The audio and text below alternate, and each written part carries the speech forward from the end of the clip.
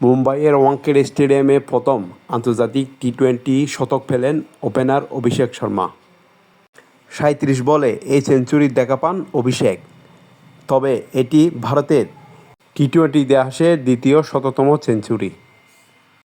এর আগে দ্রুততম ৩৫ বলে আন্তর্জাতিক টি-20 সেঞ্চুরি করেন আরেক ওপেনার রোহিত শর্মা।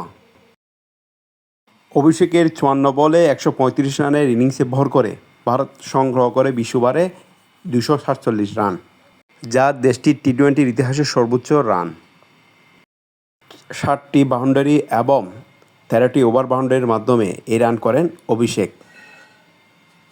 অভিষেক যখন এক প্রান্তে ইংলিশ বোলারদের তুলোধুনো করছেন, ঠিক অন্য প্রান্তে আসা যাওয়ার মিছিল ছিল ভারতীয় ব্যাটিং অর্ডারে। ফলে ২৮০ রানের আগেই থামতে হয়েছে ভারতকে।